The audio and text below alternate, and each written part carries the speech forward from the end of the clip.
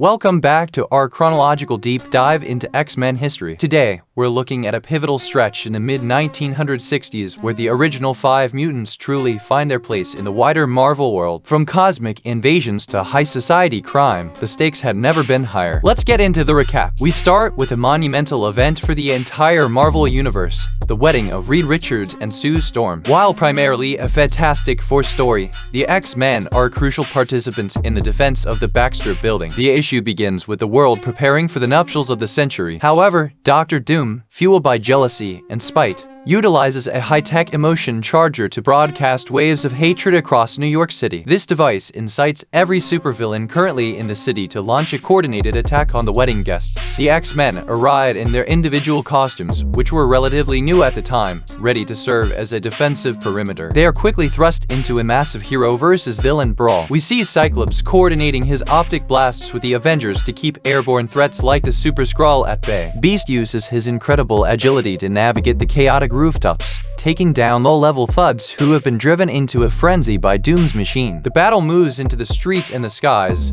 featuring a staggering roster of villains including the Mandarin, Kang the Conqueror, and the Tuma. The X-Men find themselves working alongside Daredevil and the original Avengers to hold the line. Iceman creates massive slides to redirect fire and provide mobility for ground-based heroes, while Marvel Girl uses her telekinesis to shield civilian guests from falling debris. Ultimately, Reed Richards utilizes a subatomic displacer device provided by the Watcher to send the villains back to where they came from or erase their recent memories, effectively ending the threat. With the danger past, the ceremony finally takes place. The X-Men stand proudly among the other heroes as Reed and Sue exchange their vows. It's a rare moment of peace and celebration in a world usually defined by conflict. For the young mutants, this event serves as a reminder of the heroic community they are a part of, showing them that despite the fear of humanity, there is hope for unity. The issue concludes with a happy couple departing for their honeymoon, leaving the X-Men to return to their own title and the new threats awaiting them back home. Returning to their own series, the X-Men face a unique antagonist in Calvin Rankin,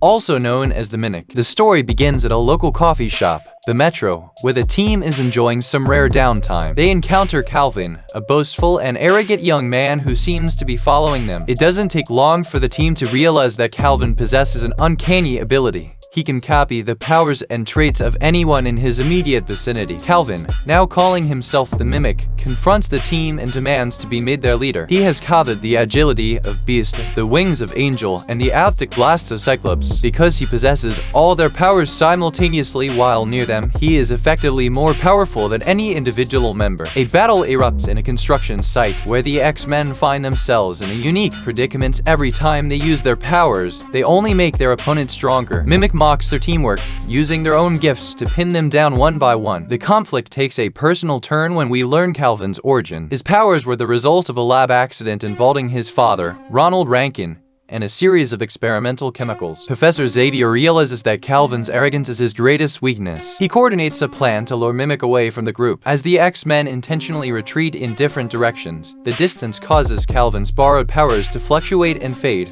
leaving him vulnerable and confused. In the climax, Calvin attempts to copy the professor's telepathy from a distance, but the mental feedback is too great for his inexperienced mind. To save Calvin from a total breakdown and protect the team's secret, Xavier is forced to temporarily wipe Calvin's memory of the encounter and his own abilities. Calvin returns to his life as an ordinary human, unaware of the threat he once posed. The team is left reflecting on the heavy responsibility of their gifts and the danger of power without a moral compass. Calvin Rankin, known as the Mimic, is a unique figure in the X-Men mythos because he is a human who gains superhuman abilities through an accident rather than birth. His power allows him to mimic the abilities, knowledge, and physical traits of anyone within a certain radius, makes him a potentially unstoppable force. Calvin is characterized by extreme narcissism and a deep-seated insecurity that stems from his father's lab accidents. He doesn't initially seek to help others, he seeks power to validate his own work. Because he is not a true mutant, he often feels like an outsider to both humans and mutants. His relationship with the X-Men is legendary for its volatility. He eventually becomes the first outsider to join the team, but his arrogance often leads to his departure. He represents the theme of choice in the X universe. Having the power of an X-Man doesn't make you one. It is the willingness to sacrifice that defines the hero. In this issue, we finally learn the full story behind Professor Xavier's loss of his legs as he faces the return of the alien villain Lucifer. The issue begins with a sense of dread as Professor X detects the presence of his old nemesis in a small European town. He gathers the X-Men and explains that this is a personal battle he must face as it is a debt from his past. Through a detailed flashback, we see a younger Charles Xavier traveling through the Himalayas. He discovers a hidden city ruled by the alien scout Lucifer, who is preparing the way for an invasion by his race, the Quists. Xavier, using his burgeoning telepathic powers, infiltrates the city and discovers Lucifer's machines designed to subjugate humanity. The two engage in a battle of wills and technology. Xavier manages to sabotage the invasion machinery, but Lucifer triggers a final trap save. In a final act of spite before being forced to retreat, Lucifer causes a massive stone block to fall upon Xavier. The impact crushes Charles's legs, leaving him paralyzed and alone in the mountains. This moment is foundational to Xavier's character, explaining his reliance on his wheelchair and his deep-seated urgency to protect Earth from extraterrestrial and mutant threats alike. Back in the present, the X-Men arrive in the town to find Lucifer has set up a device that will detonate if Xavier's heart stops or if he uses his mental powers too aggressively against the alien. The X-Men are forced to fight Lucifer's automated defenses while Xavier tries to navigate a psychic trap. The team shows great maturity, realizing they cannot just blast their way to victory. They must move with precision to disable the invasion machinery without triggering the fail-safe heartbeat bomb. As the battle intensifies, they realize Lucifer has a partner,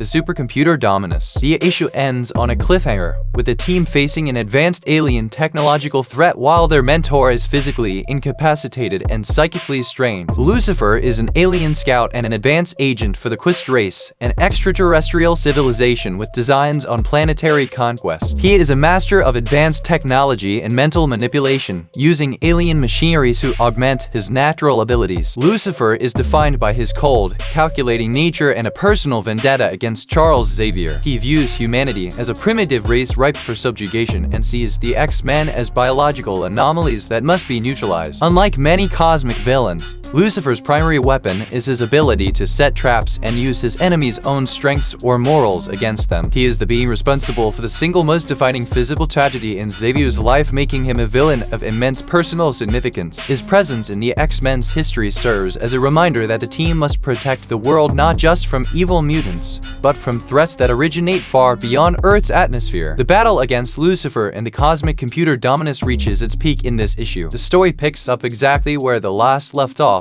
with the X-Men trapped in a high-tech fortress. Lucifer mocks the mutants, believing his technology is far superior to their biological evolution. He reveals that Dominus is an unstoppable logic machine capable of calculating every move the X-Men will make, effectively neutralizing their combat effectiveness. The team is divided into groups to search for vulnerabilities. Cyclops and Iceman attempt to breach the main control room, but they are met with brain beams that disrupt their concentration. Meanwhile, Beast and Angel navigate the mechanical lower levels, trying to find a power source for the facility. The scale of the Quist technology is staggering, and the X-Men find themselves outclassed by the sheer scope of the alien weaponry. Professor Xavier, though physically trapped, uses his telepathy to guide his students through the logic traps of Dominus. He realizes that a computer built on pure logic cannot account for the unpredictable, emotional nature of human and mutant instinct. He instructs the X-Men to engage in random and irrational actions to confuse the machine's sensors. This strategy proves effective as the X-Men's chaotic movements cause Dominus to malfunction and enter a fatal calculation loop. With the computer distracted, the X-Men launch a synchronized attack. They destroy the central processor, and Lucifer, seeing his invasion plans crumbling for a second time, is forced to flee back to his home dimension. Xavier is fatally free from the alien's influences, but the victory is bittersweet. He is reminded once again of the physical price he paid for his heroism. The team returns home,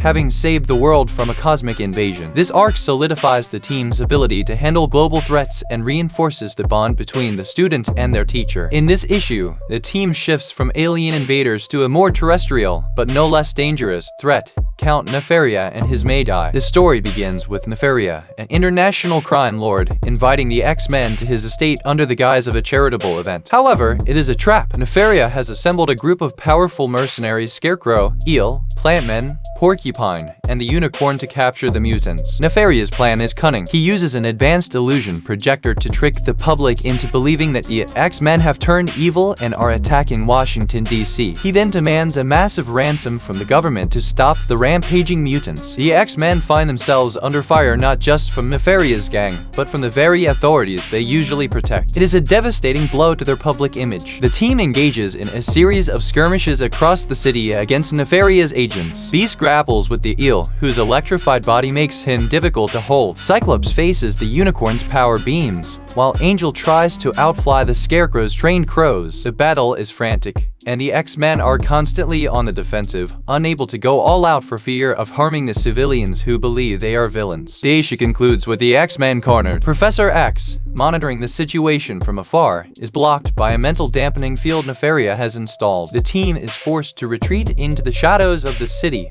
branded as outlaws. It is one of the first times we see the theme of mutant persecution pushed to its logical extreme by a human villain using the media and public perception as a weapon. The X-Men are left isolated, with Count Nefaria triumphantly preparing for the next phase of his scheme. Count Lucina Nefaria is a mastermind of organized crime and one of the most dangerous humans the X-Men ever face. An Italian aristocrat and a high-ranking member of the Maggia crime syndicate, Nefaria does not initially possess powers of his own. Instead, he relies on his immense wealth, scientific resources, and strategic brilliance. He is a master of manipulation, specializing in using technology and public relations to ruin his enemies. In his debut against the X-Men, he shows a unique understanding of the team's greatest weakness, their desire for public acceptance. By framing them as villains, he strikes at their very core. While later in Marvel history he would gain godlike physical powers, in this era, he represents the danger of high-level human corruption and the terrifying power of organized crime. He is a refined, arrogant, and ruthless villain who views mutants merely as obstacles or tools in his quest for global financial dominance. The Maggia saga concludes as the X-Men are still on the run,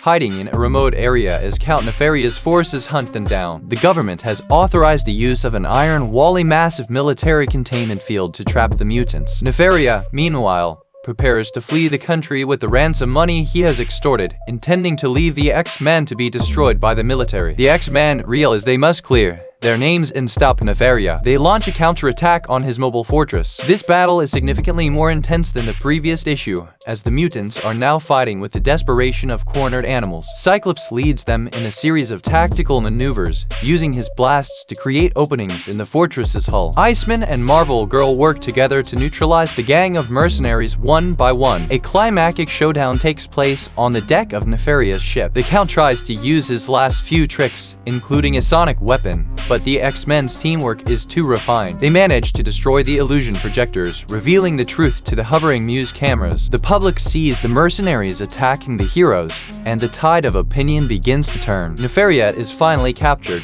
but he manages to trigger a self-destruct sequence to cover his tracks. The X-Men escape just as the fortress explodes. While they are no longer viewed as active terrorists, the damage to their reputation lingers. Professor Xavier welcomes them back to the mansion, but he warns them that the world's trust is fragile. This arc served as a major turning point, showing the team that their fight isn't just about physical survival, but about the battle for hearts and minds. The team has grown more professional, but the weight of their burden as mutants has never felt heavier. We now turn to a modern retrospective that fills in the school days of the original 5. Tomorrow's Brightest is a series of interconnected stories that showcase the team's early interactions. The story begins with a focus on their education, highlighting how Professor X tried to balance their training in the danger room with a formal academic curriculum. We see the team struggling with the mundane aspects of being teenagers, homework, crushes, and the longing for a normal life while carrying the weight of their heroic identities. One of the central conflicts in this volume involves the team's growing independence. We see Scott Summers grappling with the pressure of being the field leader and his burgeoning feelings for Jean Grey. The story explores Jean's perspective as the only woman on the team, navigating the boys' egos while proving herself to be the most powerful powerful and insightful member of the group. These character beats are handled with modern sensitivity, making the classic era feel more grounded and relatable. The volume also features the team facing a variety of minor threats that didn't make it into the main 1960s run. They battle a mutated gorilla man and deal with a rogue piece of sentinel technology that has washed up on a beach. These stories emphasize the team's growing synergy and their reliance on each other's unique strengths. We see Hank McCoy's intellectual contributions and Bobby Drake's role as the emotional heart of the group, providing much-needed levity in dark times. By the end of the collection, the team has moved from being just students to a cohesive unit. The stories conclude with a sense of wonder as the X-Men realize the scale of the world they are protecting. It's a beautiful tribute to the early Silver Age, providing the internal monologue and emotional depth that was sometimes missing from the original issues. For fans of the original 5, this is an essential piece of the puzzle that makes their early journey feel complete. Continuing the first-class era, Mutant Mayhem presents more stories that expand on the team's early dynamic. One highlight involves a field trip to a local museum that is interrupted by a rampaging monster. This story highlights the difficulty the mutants face in public. Even when they are just trying to be students, they are forced to reveal their powers to save the people who fear them. We see a touching interaction between the X-Men and the Invisible Woman of the Fantastic Four, bridging the gap between the two teams. Another key arc explores Jean Grey's telepathic training. The professor takes her on a solo mission to help a young mutant whose powers are manifesting in a destructive way. This story serves as a mirror to Jean's own journey, showing her the potential danger of her gifts if they are not controlled with discipline and compassion. It deepens the bond between mentor and student, while also highlighting Jean's empathy as her greatest strength. The volume also deals with the team's first encounter with the concept of Mutant Town, a hidden getaway mutant who aren't lucky enough to be at Xavier's school live in squalor. It's a sobering reality check for the young heroes, showing them that the world is a lot darker than the mansion's walls suggest. They have to decide what kind of heroes they want to be, those who protect the status quo, or those who fight for the marginalized members of their own race. The overarching theme of this collection is the search for identity. Whether it's Angel trying to find a way to hide his wings in public or Beast struggling with his increasing physical bulk, the first-class stories emphasize the human in human-mutant relations. By the end of the volume, the team is more cohesive, but they are also more aware of the challenges they will face as they grow older. It's a perfect companion to the original run, filling in the gaps with emotional resonance and highlighting the team's burgeoning maturity. The Band of Brothers volume focuses on the male members of the team and their relationship with Professor X. One of the most significant stories in this volume involves a shared mission with Thor. The god of thunder treats the young mutants with a level of respect that they rarely receive from humans. They help Thor track down a mystical anomaly in New York City, and the contrast between Thor's mythological power and the X-Men's scientific mutation is explored beautifully. Thor even refers to them as young warriors, which provides a massive boost to their morale. The volume also features a story where the team has to deal with a rogue piece of sentinel technology that has reactivated in a scrapyard. This serves as a psychological horror story, as the X-Men are forced to relive their trauma from their first battle with the giant robots. We see Cyclops struggling with the weight of leadership. He feels that any injury to his brothers is his personal failure. This depth of character makes Scott Summers much more sympathetic,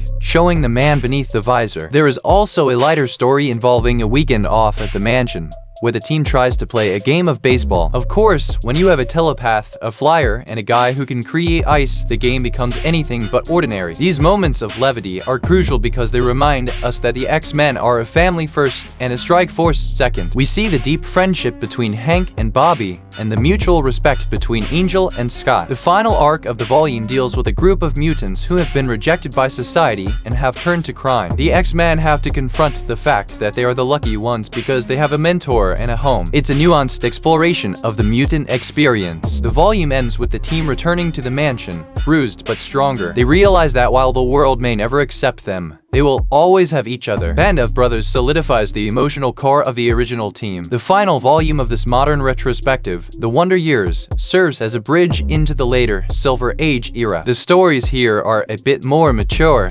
dealing with the X-Men as they reach the end of their formal schooling. There is a great issue involving the team visiting a mutant-friendly island, which turns out to be a trap by a group of scientists wanting to experiment on them. This touches on the darker side of human curiosity regarding mutants. Jean Grey takes center stage again, showing a significant increase in her telekinetic power. She manages to hold back a collapsing building, a feat that surprises even the professor. This volume also explores the growing romantic tension between Scott and Jean, handled with more modern sensitivity than the original 1960s dialogue. It makes the relationship feel more earned and complex. We also see a guest appearance by Dr. Strange. The Sorcerer Supreme helps the X-Men deal with a psychic entity that has possessed a local student. The interaction between Xavier and Strange is a highlight as they discuss the different types of mental and spiritual threats facing the world. It expands the scope of the X-Men's universe beyond just evil mutants and shows the Professor as a peer to the most powerful minds on Earth. The collection wraps up with a story about the team's legacy. They look back on their first year together and realize how much they've changed. They are no longer just students. They are veterans of many battles. This volume serves as a perfect capstone to the first-class era, preparing the reader for the more intense stories that follow. It's a celebration of the wonder years before the team truly faces the tragedies to come. Back in the main timeline, Uncanny X-Men 24 introduces a bizarre and somewhat tragic villain,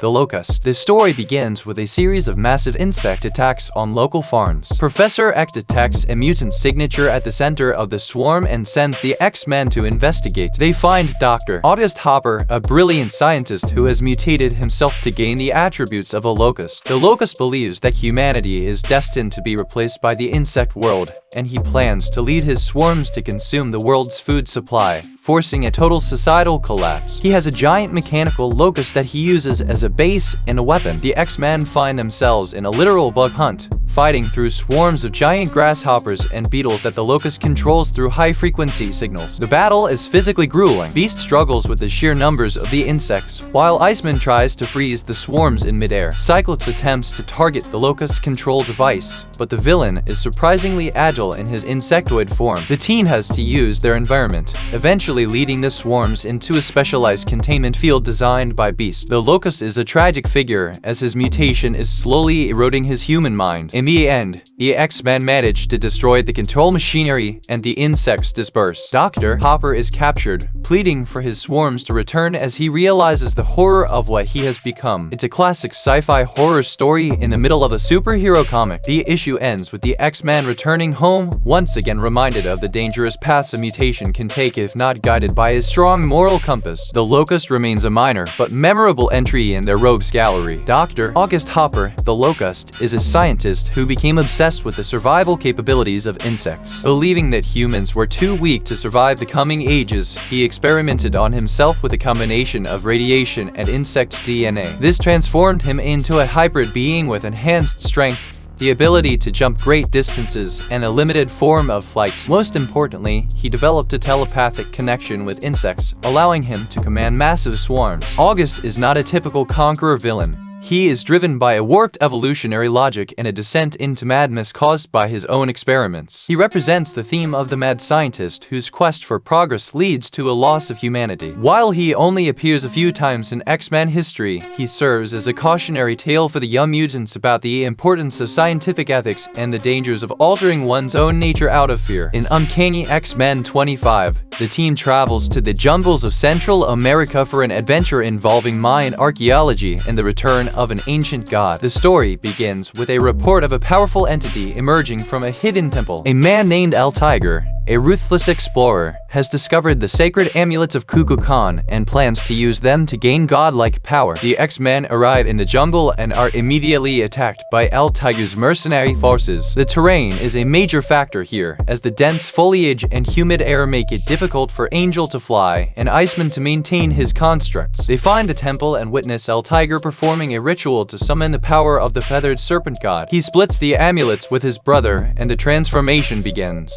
Tigre becomes a vessel for the energy of Kukulcan, gaining immense strength and the ability to project solar energy. He quickly turns on his own men and even his brother, consumed by the power. The X-Men enter the temple and engage in a battle that feels more like a mythological epic than a standard superhero fight. They are fighting against a force that seems to command the elements themselves. The issue ends on a high-stakes cliffhanger. Tigre has fully transformed into a solar-powered deity, and the temple begins to collapse under the weight of his power. The X-Men are trapped inside, facing an enemy they cannot physically harm. Professor Xavier is out of range, leaving the team to find a way to stop a god on their own. It's an action-packed issue that expands the X-Men's adventures into the realm of the supernatural. Juan Meras, known as Tigre, is a ruthless treasure hunter and mercenary who serves as the primary antagonist of the Kukulcan arc. Driven by greed and a lust for power, Tigre has spent years searching for the lost artifacts of the Mayan civilization. He is a skilled combatant and a survivalist, but his true danger lies in his lack of empathy and his willingness to sacrifice anyone, including his own family, to achieve his goals. Upon finding the amulets of Kukulcan, he becomes a conduit for ancient, elemental energy. Tigre represents the human greed that often awakens forces far beyond human control. His brief but intense stint as a god shows the X-Men that even without the X gene,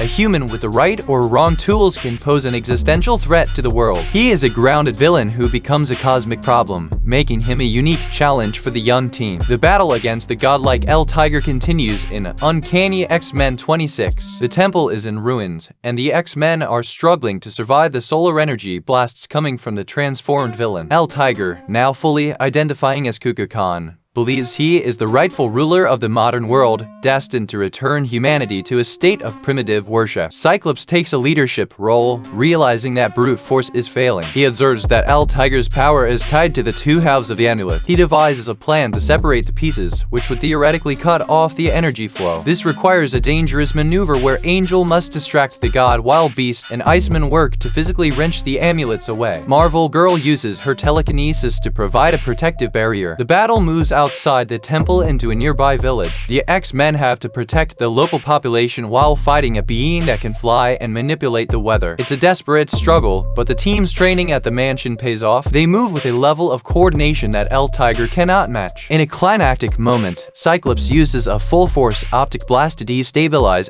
Tigre's energy form, allowing Beast to snatch the amulets. With the amulets removed, the energy of Kukulcan dissipates instantly. Tigre reverts to a mortal man, broken and powerless. The ancient god returns to the shadows of history, and the X-Men are left to pick up the pieces. They have survived their first encounter with a deity, and the experience has aged them. They leave the jungle as heroes, having prevented a mythological catastrophe, but they are also aware that the world contains powers far older and more dangerous than any mutation. We conclude this segment with Uncanny X-Men 27, which features a team-up between two of Marvel's most manipulative villains, the Puppet Master and the Mad Thinker. The story begins with the villains realizing that the X-Men are a major threat to their plans for world domination. They decide to use a combination of clay-based mind control and advanced robotics to destroy the team from within. The Puppet Master creates a clay figure of Professor Xavier, intending to use it to command the X-Men to walk into a trap. Meanwhile, the Mad Thinker has calculated the exact probability of the X-Men's movements. This creates a psychological thriller vibe as the team begins to suspect that something is wrong with their mentor. The professor's commands become erratic and uncharacteristically cold,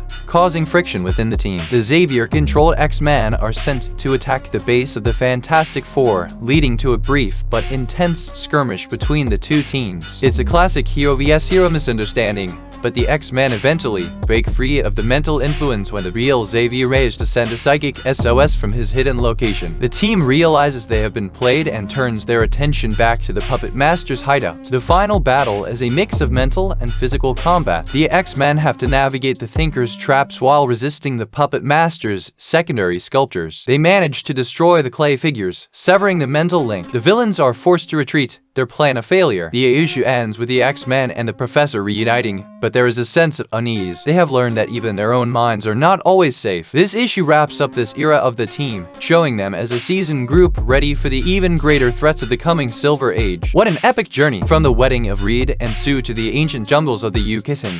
The original X-Men have truly seen it all. We've seen them grow from students to outlaws, and eventually to heroes capable of stopping cosmic invasions and ancient gods. Which of these iconic moments was your favorite? Let me know in the comments below. Don't forget to like, subscribe, and hit that bell to keep up with the chronological history of the X-Men. Until next time, stay gifted.